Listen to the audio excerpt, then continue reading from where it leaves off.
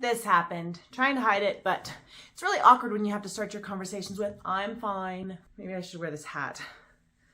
Maybe that's less distracting. Oh my gosh. Yeah. I'll tell you about it.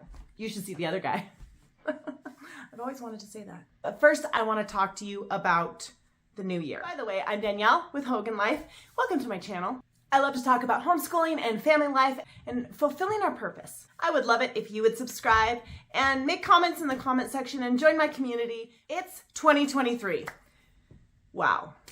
I don't know where you are at on this subject, but writing goals and making resolutions is a spectrum. You might be one of the, I have 17 pages of notes regarding my goals in this book, and I have a 5-step plan to accomplish each one of them. Or you might be the one that's saying, why would I write goals? It's just another way for me to feel like a failure. Actually, I need that. I believe in writing goals, but not so much in just having a goal for the sake of a goal, but I believe in growth. I believe in improvement. I believe in working towards something that is a purpose of yours. As a mom, I feel like making resolutions and goal setting and planning is something we do on a daily basis. So it's almost superfluous to, at the end of the year, then write a ton more when already you feel overwhelmed by the amount of responsibility and pressure you have on a daily basis. Whatever you do to organize your life, I know you have something. I have this. It's a bullet journal. It is my entire year in one book. And it's exactly suited to how I do things. It's not suited to probably anybody else. A lot of people use calendars or they have their homeschool organizational books. I just use this and I use it for everything. So when I talk about goal setting and resolution making, I am looking for whether I saw growth in the past year and what kind of growth I want to see in the year to come. And I'm talking about spiritually, mentally, emotionally, and physically. I'm talking about how can I grow. But a lot of times if you set a goal which is so insurmountable with the time you have or the energy you have and you don't even try, that's worse than just doing a little tiny bit. So growth, that is my number one thing I want you to look at in the new year is how can I grow? These are the things I recommend. I'm super excited about sharing this with you.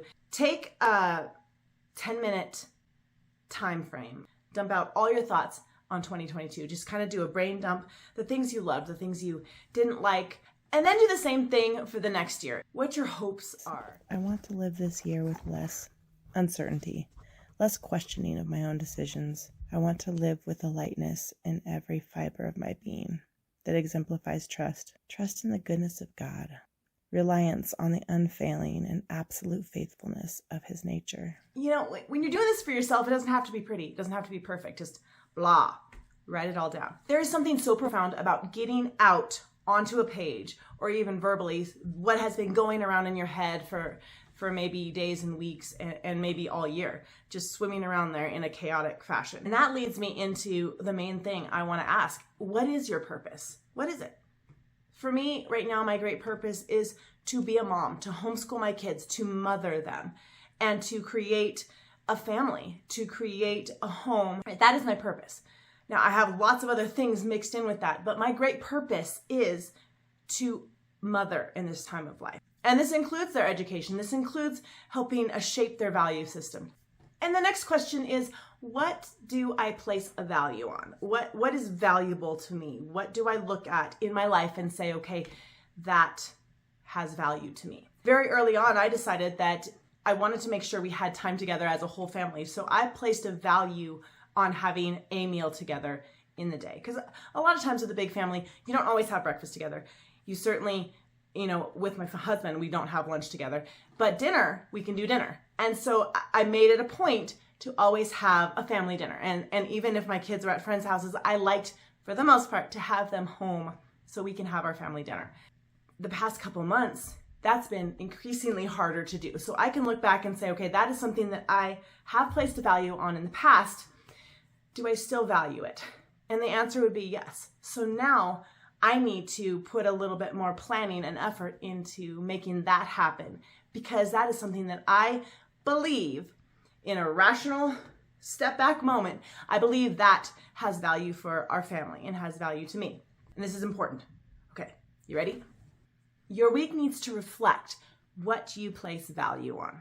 So if you profess to value, let's say, time with your husband, that is something that is really important in a relationship, right? But if you profess to value that, and yet weeks go by and you can look at them like on the outside and say, okay, we barely spent any time together. We're not maintaining these little things that we used to do. Then you can look back and say, okay, that is something I need to put effort in. I need to put some planning into.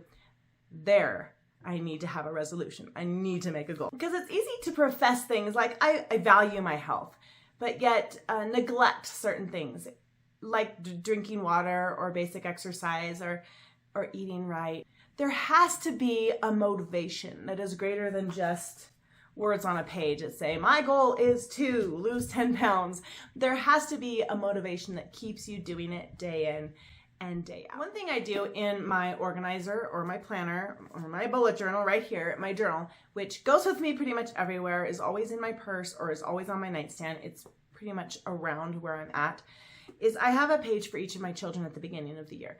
And little things that I've noticed about them in past years, things I've noticed about them, changes, ways they receive love, ways they really connect with me, little problems they might be having, behavioral problems. I write those things down and I write notes to myself on, okay, this really worked with discipline, or this really worked and I really connected with him when I did this, when I said this. And it's just really helped me through the years. One of my children is having just this little pouty way about him. So I'm just going to write down my ideas about how can I help him get out of that poutiness quickly. We're going to talk more about it throughout the year, but what is your purpose in the season? What are your driving desires? And what is your value system that you can make sure that your days and your weeks reflect your values and your purpose? Because it's easy to get distracted by 1,000 other things. 1,000 other things. They're pressing. They're grabbing for your attention. Let's go into this year knowing that we can grow, we can mature, and we can continue investing in those areas that are the most satisfying, the most productive. As promised, my black eye. This is a great story. I didn't get into a bar brawl or a fight, or my kid didn't hit me with a Tonka truck or anything like that. So I was removing my Christmas decorations and cleaning off the mantle. My garland got caught on my candelabra and I was trying to untangle it and it knocked the candelabra. So I went to steady it, which then I further knocked it, sending the candle flying into my head, which I thought was no big deal, although it hurt like the dickens. And so I was just steadying myself, pulling myself back together and trying not to cry like a baby. And my son came over and then I took my hand away and it was bleeding, and then he ran to get his father and it was a whole thing. And his father hooked me up with this beautiful butterfly band-aid, but it is getting blacker by the hour. So I figured I better record this before I really look pathetic. But thank you for joining me. I really enjoy talking to you guys, and we are going to have a great year. You are going to have a great year. I'll see you next time. And remember, no one can mom your kids like you. But those candles, I mean, they look soft and malleable, but they pack a punch.